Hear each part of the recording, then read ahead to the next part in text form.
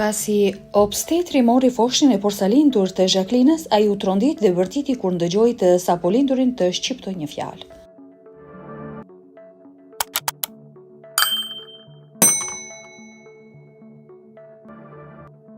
Por kjo tronditje e nxiti të bënte diçka që në fund i shpëtoi jetën fëmijës. Jacqueline dhe bashkëshorti i saj Aleksi ishin të mbushur me gëzim, kur pas javësh pritjeje, ajo më në fund hyri në lindje. Lindja ishte e gjatë dhe dhimbshme, por kur më në fund arritën ta mbanin në krah djalin e tyre të vogël, ata u ndjenin si njerëzit më me fat në planet. Më pas, mjeku e mori foshnjën dhe e çoi në dhomën ngjitur për ta ekzaminuar. Ai ishte një profesionist i kualifikuar, i cili e kishte kryer këtë punë mijëra herë më parë, ndaj prindrit nuk kishin asgjë për t'u shqetësuar. Megjithatë, Aleksi këmbënguli ta ndiqte pas. Ai priste që doktor Robinson të kundërshtonte, por obstetri thjesht bëri me kokë dhe më pas e injoroi, duke përqendruar gjithë vëmendjen e tij tek foshnja. Kur e ngriti fëmijën dhe afroi pranë fytyrës së tij, papritur përtiti. Infermierët u kthyen nga ai, të tronditura dhe të hutuara, dhe pyetën se çfarë nuk shkonte, por mjeku i injoroi plotësisht. Ai vrejnti vetullat dhe vështroi fëmijën më me kujdes, sikur po ndëgjonte diçka që vetëm ai mund ta ndëgjonte. Më pas e shikoi përsëri foshnjën, sikur po e nxiste të bënte diçka. Ka disa teste që obstetër si doktor Robinson kryente në çdo lindje për të vlerësuar se sa mirë mund të funksionojë foshnja në mënyrë të pavarur jashtë mitrës. Në rast të ndërlikimeve, fëmia mund të dërgohet në një inkubator ose në një repart të veçantë për të sapolindurit. Duke qenë se foshnja e Jacqueline-s ishte mbajtur në mitër deri në kohën e duhur, shanset e tij për të qenë në gjendje të mirë ishin më të larta se mesatarja. Por doktor Robinson e studioi këtë foshnjë me vëmendje të veçantë, papritur ai kërkoi teste shtesë. Aleksi u turme një herë drejt tij, duke kërkuar të dinte se çfarë do të thoshte kjo. Doktor Robinsoni e injoroi. Aleksi e pa atë duke marrë një monster gjaku nga foshnja. Sigurisht, kjo nuk mund të ishte pjesë e procedurës normale. Fytyra e mjekut u errësua edhe më shumë ndërsa ai e vendosi mostrën e gjakut në makinë dhe analizoi rezultatet. Pastaj ai e pa sërish fëmijën, dukej sikur diçka e kishte tronditur. E ndëgjova të murmuris diçka. Jam i sigurt që e ndëgjova të thoshte diçka, murmuri të mjeku. Ai dukej sikur nuk ishte në vete, dhe një infermiere e shqetësuar e pyeti se çfarë nuk shkonte. Aleksi i ngriu gjakun në damar, kur mjeku tha: "E ndëgjova atë fëmijë të më thoshte diçka. Kjo është e pamundur. Duhet ta kemi imagjinuar, por më tingulloi si ndihmë." Aleksi u kap pas dollapit më të afërt për t'u mbajtur. Çfarë donte të thoshte ai? A ishte fëmia e tij i sëmur? Nëse pas gjithë kësaj përpjekjeje, diçka do të ndodhte foshnjës së tyre, Jacqueline nuk do ta përballonte dot. Aleksi nuk dinte çfarë të bënte.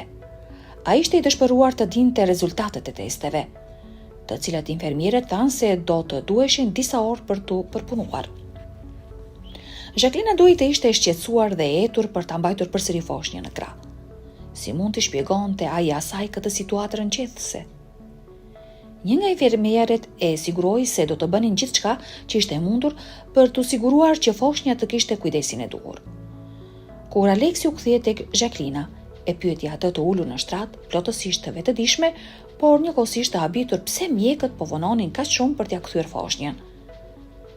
Aleksi tregoi diçka që kishte parë dhe ndëgjuar, por fatkeqësisht kjo nuk e qetësoi as pak. Ndërsa prisnin në dhomë, minutat kalonin ngadalë.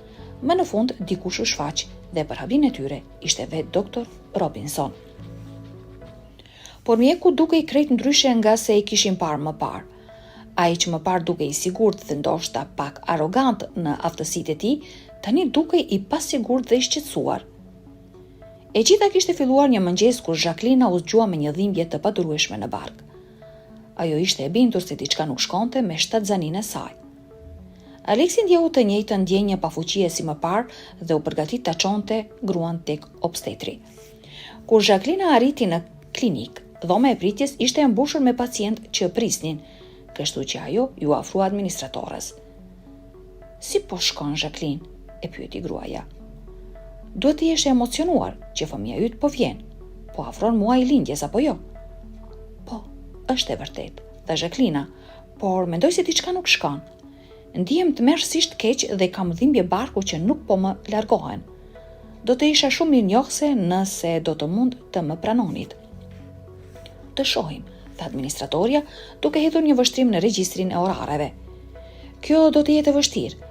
Kemi pasur 2 lindje të paplanifikuara këtë mëngjes dhe të gjitha takimet janë vonuar. Jacqueline tundi kokën dhe tha se do të priste. Fjalët e sekretarës i kumbonin ende në kokë dhe ajo filloi të mendonte nëse fëmia mund të lindte para kohe. Ndoshta kjo do të shpjegonte gjendjen e saj të tanishme. Kur Aleksi pasi parkoi makinën, u shfaq në zonën e pritjes, Jacqueline ishte ende e zhytur në mendime për mundësinë e një lindjeje të parakohshme. Asaj nuk u kënaq kur pa sa i zën ishte doktor Robinsoni, por duke pasur parasysh qetësimin e Jacqueline-s për dhimbjen e papritur, ai era dakord që të prisnin. Pritën pothuajse 3 orë përpara se të mund të hynin më në fund në dhomën e mjekut. Por Jacqueline menjëherë vuri re se ai dukej i shpërqendruar gjatë gjithë konsultës. Ai vendosi dorën mbi barkun e saj dhe ndëgjoi me stetoskop për disa çaste përpara se të thoshte: "Gjithçka duket në rregull." Robinson ishte aq i shpërqendruar sa që Jacqueline hezitoi përpara se ta pyeste: "A jeni sigurt?" "Po, sigurisht. A keni ngrënë ndonjë gjë sot?" "Ndoshta është kjo. Disa gra bëhen më të ndjeshme ndaj helmimit ushqimor gjatë shtatzanisë." "Nuk mendoj se kam ngrënë diçka të pazakontë," protestoi Jacqueline. Doktor Robinson e ndërpreu: "Edhe stresi mund të jetë në faktor. Pas gjithë këtyre vështirësive me shtatzanin, ndoshta je shumë e shqetësuar. Mundohu të relaksohesh e dashur, pusho pak, gjithçka do të jetë mirë." Është e vërtet që ajo kishte kaluar 3 vite të gjata duke përpjekur për të mbetur shtatzan, por kjo nuk do të thoshte se kishte humbur mendjen. Ajo nuk po i imagjinonte simptomat e saj, kështu që pse ai e ekzaminoi aq shpejt. Jacqueline vuri re një filxhan kafeje gjysmë të zbrazët mbi tavolinën e tij. Gjithashtu, kishte një sanduiç të paprekur, pjesërisht të mbuluar me një pecet. Ajo kuptoi se ai duhej të kishte qenë duke ngrënë, drek. Për një moment ndjeu turp që po e shqetësonte, por nga ana tjetër ishte shqetësuar për fëmijën e saj. Dhe ajo që i tha ai ishte aq e përgjithshme dhe jo specifike, saqë nuk mund të largonte mendimin se ai thjesht po përpiqej të shpëtonte prej saj. Sjellja e pavëmendshme e doktor Robinsonit dhe mënyra se si ai i injoroi simptomat dhe frikërat e saj e bën Jacqueline të ndihej e pakëndshme. Ai ishte një obstetër shumë i njohur në qytetin e tyre. Ky ishte e vërtet dhe disa nga kolegët dhe miqtë e Jacqueline-s kishin folur mirë për të. Por përvoja e saj personale me këtë njeri nuk i dha asnjë ndjenjë sigurie. Kjo nuk e ndihmoi as pak Jacqueline-n dhe ajo nuk guxoi të shfaqej përsëri në zyrën e tij kur filloi të kishte përsëri dhimbje barku. Gjatë ditëve në vijim, ajo provoi gjithçka për të përballuar dhimbjen. Ajo përpoq të hante vetëm ushqime të lehta dhe të padëmshme. Piu çaj rabimor dhe ndëgjoi muzikë relaksuese dhe meditoi, gjë që mund të ndihmonte të qëndronte e qetë dhe pa stres. Por asgjë nuk ndihmoi. Mendimi për t'u kthyer në dhomën e pritjes së mbushur plot të doktor Robinsonit nuk e qetësonte as pak. Por kur nuk mund ta duronte më dhimbjen e vazhdueshme, ajo e telefonoi përsëri klinikën e tij. Ai i përshkroi një qetësues dhimbjes që ishte i sigurt për të në këto rrethana, por përtej kësaj nuk i dha asnjë këshill praktike ose inkurajim. Përsëri doktor Robinsoni kujtoi Jacqueline se shkaku më i mundshëm i shqetësimit të saj të vazhdueshëm ishte stresi. Kur Jacqueline e mbylli telefonin, ndjeu sikur do të shpërthente në lot. A po e dëmtonte veten thjesht duke qenë shumë e stresuar? A mendonte vërtet ai se ajo ishte një grua tepër e ndjeshme për të përballuar gjithçka? Atë mbrëmje, ajo ndau shqetësimet e saj me Aleksin, i cili ishte shumë më i kuptueshëm, megjithse natyrisht nuk ishte mjek. Ata diskutuan mundësinë e konsultimit me një obstetër tjetër për një mendim të dytë. Por në fund, Aleksi gjeti një ilaç kundër dhimbjeve që e ndihmoi atë të përballonte pak më mirë dhimbjen e saj të barkut. Por sa po menduan se gjërat po përmirësoheshin pak, një ndërlikim i ri doli në pa. Data e lindjes së Jacqueline kaloi pa ndonjë ngjarje të veçantë. Dhe më e rëndësishmja, foshnja nuk tregonte asnjë shenjë se ishte gati të dilte nga mitra. Stresi dhe tensioni që ajo ishte përpjekur kaq shumë t'i shmangte, u rikthyen me forcë. Po sikur diçka të mos shkonte siç duhej. Dita tjetër kaloi dhe ende nuk kishte kontraktime. Kaloi një javë, pastaj një tjetër. Të dëshpëruar, çifti filloi të kërkonte mënyra për të nxitur lindjen. Jacqueline provoi aktivitete të ndryshme dhe nganjëherë Aleksi e ndihmonte. Për fat të mirë, përpjekjet e tyre dhanë rezultat dhe së shpejti ajo ndjeu dhimbjet e para të lindjes. Në fillim, dhimbjet e lindjes ishin të buta dhe të rralla. Jacqueline dhe Aleksi u përpoqën të qëndronin të qetë dhe të ndiqnin udhëzimet që kishin mësuar nga librat dhe kurset për lindjen. Por ndërsa kalonin orët, dhimbjet u bën më të shpeshta dhe më të forta. Në mes të natës, Jacqueline u përkul nga dhimbja dhe kuptoi se nuk kishte më kohë për të pritur. Aleksi duke parë panikun në sytë e saj, u hodh menjëherë në veprim. Erdhi koha, tha ai me zë të dridhur, duke kapur çantën e përgatitur më parë për spital. U nisën menjëherë drejt spitalit, me Jacqueline që shtrëngonte dorën e Aleksit në çdo kontraktim të dhimbshëm. Kur mbritën në repartin e maternitetit, një infermiere e mori menjëherë situatën në dorë. Sa kohë që kanë filluar kontraktimet? Pyeti ajo, duke ndihmuar Jacqueline të shtrihej në shtrat. Ato të fortat nisën rreth një orë më parë, u përgjigj Aleksi i shqetësuar. Mjekët e ekzaminojnë shpejt dhe shprehjet e tyre u bën më serioze. Duhet të veprojmë shpejt, tha njëri prej tyre. Fëmia nuk është pozicionuar siç duhet dhe rrahjet e zemrës po bëhen të çrregullta. Jacqueline ndjeu një val të ftohtë frike dhe i përshkuan trupin.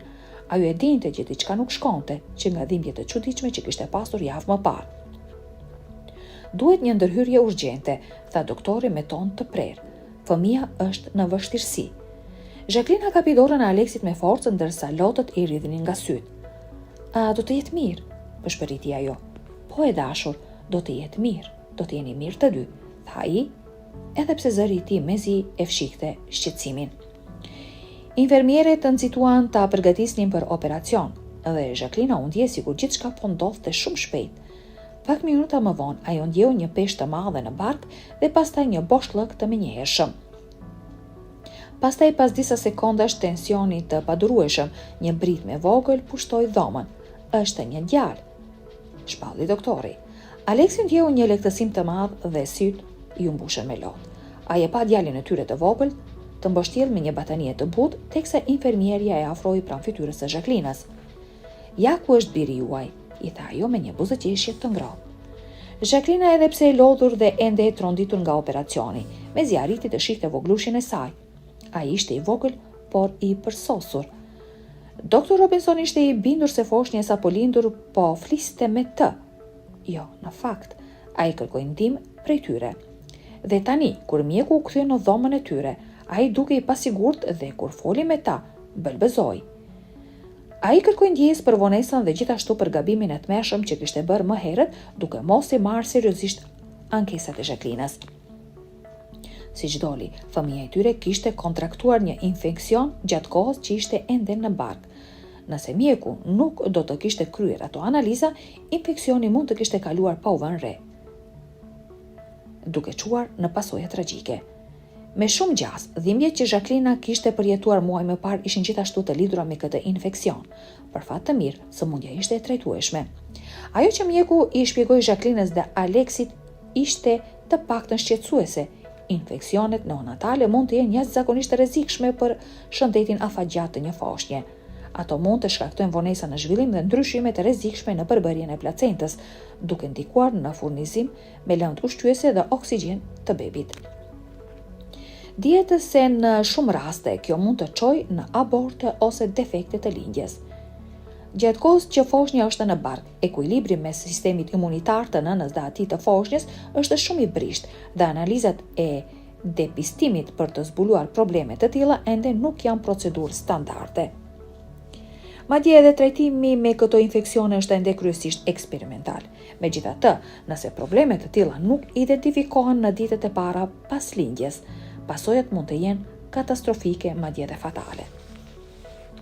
Në atë moment të çuditshëm, Krofoshnja duke sikur po i fliste doktor Robinsonit, ai vendose të kryente disa teste të rëndësishme depistuese, të cilat çuan në zbulimin e sëmundjes. Ai e dinte se Foshnja në të vërtetë nuk po kërkon të ndihmë, por ishte i lumtur që bëlbëzimi i tij tingëlloi si fjalë e vërtetë, sepse kjo e shtiu ta testonte. Foshnja u transferua në një njësi të veçantë neonatale, ku kujdesen për të sapolindurit në rrezik. Mjekët i përshkruan një terapi me antibiotik të përshtatshëm për foshnjat e porsalindura, të cilën ai fatmirësisht e toleroi mirë. Një analizë e përsëritur konfirmoi se infeksioni ishte zhdukur.